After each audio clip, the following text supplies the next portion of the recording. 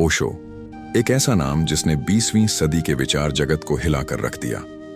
रजनीश, ओशो या भगवान रजनीश, ये सभी नाम एक ही व्यक्तित्व के हैं जो भारत से उठे लेकिन जिनकी गूंज पूरे विश्व में फैली। ओशो का दर्शन किसी परंपरागत धर्म, ग्रंथ या संस्थान पर आधारित नहीं था।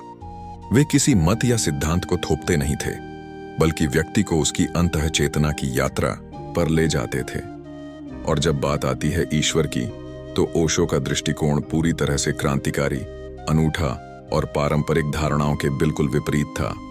एक ओशो के अनुसार ईश्वर कोई व्यक्ति नहीं, एक अस्तित्व है। ओशो कहते हैं, ईश्वर कोई व्यक्ति नहीं है बल्कि एक अनुभव है। उसे देखा नहीं जा सकता, केवल जिया जा सकता है।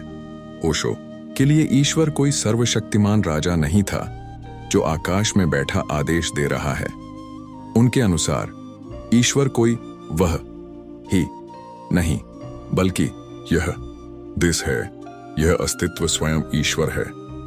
पेड़, नदियां, सूरज, हवा, चांद, फूल, इंसान, सब में वही एक चेतना बह रही है।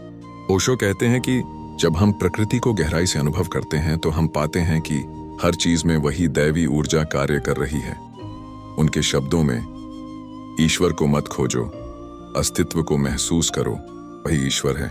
तो धार्मिक ईश्वर बनाम ओशो का ईश्वर। ओशो ने कहा कि जो ईश्वर हमें धर्म ग्रंथों ने दिया है वह मनुष्य की कल्पना है, भय और आशा से उपजा एक मानसिक चित्र। मनुष्य डरता है मृत्यु से, असुरक्षा से, अकेलेपन से, इसलिए उसने ईश्वर की कल्पना की, एक ऐसा पिता जो उसे सुरक्षा देगा, सांत्वना देगा और मृत्यु के बाद भी संभालेगा। लेकिन ओशो कहते हैं, जब तक तुम्हारा ईश्वर तुम्हारे मन की कल्पना है तब तक वह वास्तविक नहीं है। ईश्वर तभी सच्चा है जब तुम स्वयं को मिटा दो और अस्तित्व को देखने लगो।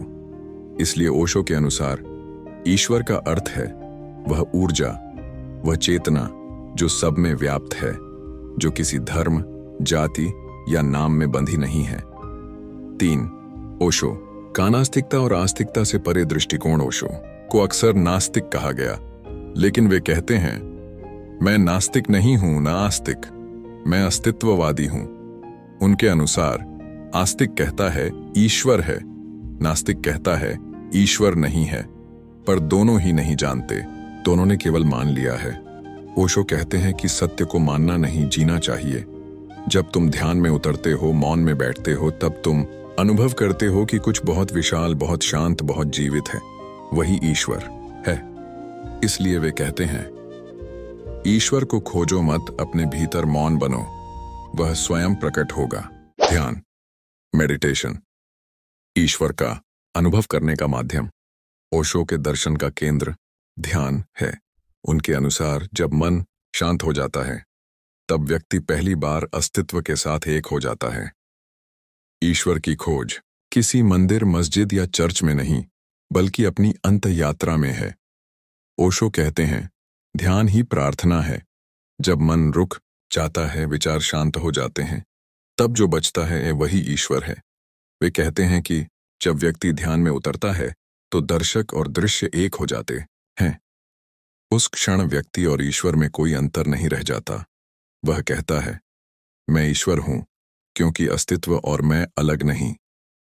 5. ओशो और पारंपरिक धर्मों की आलोचना। ओशो ने हर धर्म की आलोचना की, चाहे वह हिंदू धर्म हो, इस्लाम हो, ईसाई धर्म या बौद्ध धर्म।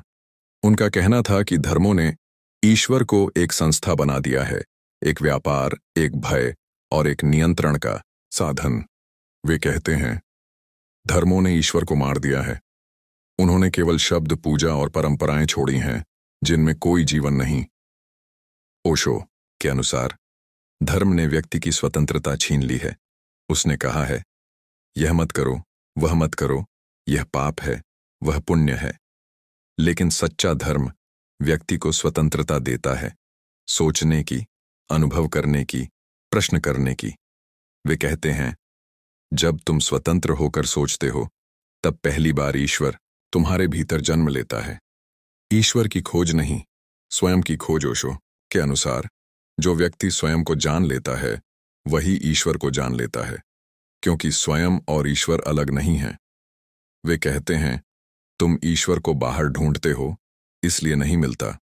जो भीतर बैठा है उसे तुम भूल गए हो। उनके अनुसार जब व्यक्ति ध्यान में स्वयं को देखता है तो उसे अहंकार, ईगो का विलय होता दिखाई देता है और उसी क्षण वह अनुभव करता है कि मैं नहीं हूं, केवल अस्तित्व है। वही अनुभव ईश्वर है। ओशो की दृष्टि में प्रेम और ईश्वर का संबंध, ओशो कहते हैं, प्रेम ही ईश्वर है।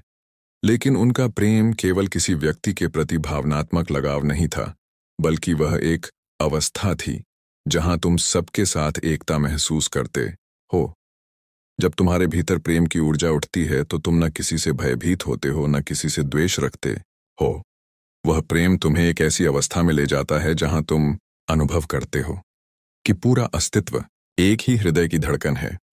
ओशो कहते हैं, जब प्रेम तुम्हारे भीतर खिलता है तब तुम्हें अलग से ईश्वर की जरूरत नहीं रहती। ईश्वर की खोज नहीं, स्वयं की खोज। ओशो के अनुसार जो व्यक्ति स्वयं को जान लेता है वही ईश्वर को जान लेता है, क्योंकि स्वयं और ईश्वर अलग नहीं है।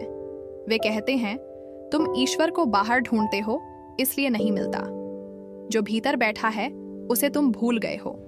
उनके अनुसार जब व्यक्ति ध्यान में स्वयं को देखता है तो उसे अहंकार, ईगो का विलय होता दिखाई देता है और उसी क्षण वह अनुभव करता है कि मैं नहीं हूं, केवल अस्तित्व है।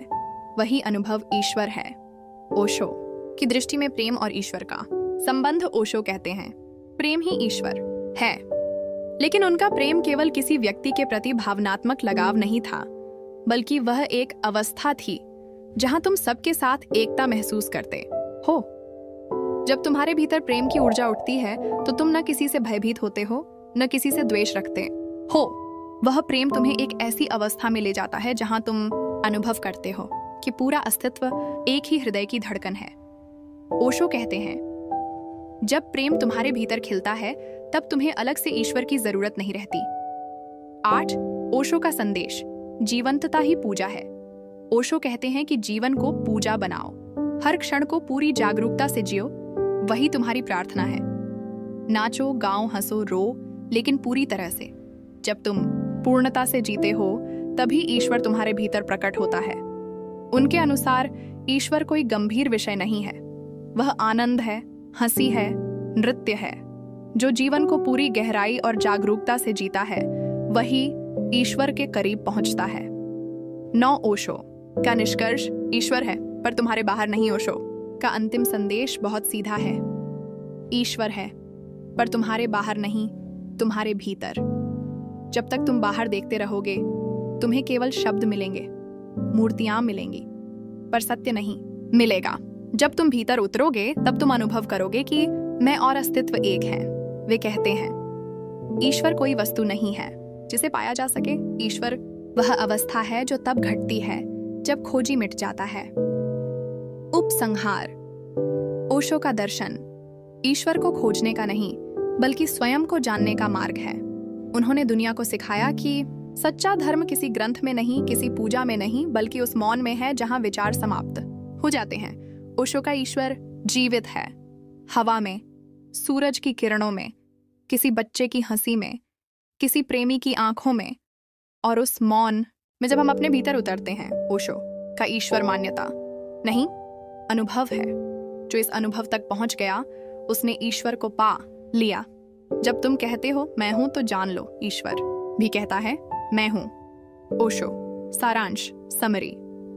विषय, ओशो का दृष्टिकोण, ईश्वर की प्रकृति कोई व्यक्ति नहीं बल्कि अस्तित्व की चेतना। धार्मिक ईश्वर मनुष्य की कल्पना और भय का परिणाम। आस्तिक नास्तिक विवाद दोनों गलत, अनुभव ही सत्य है। ध्यान का महत्व, ध्यान के माध्यम से ईश्वर का अनुभव संभव। प्रेम और ईश्वर, प्रेम ही ईश्वर है। धर्म की भूमिका व्यक्ति को स्वतंत्र बनाना, नियंत्रित नहीं करना। अंतिम संदेश, ईश्वर भीतर है, बाहर नहीं।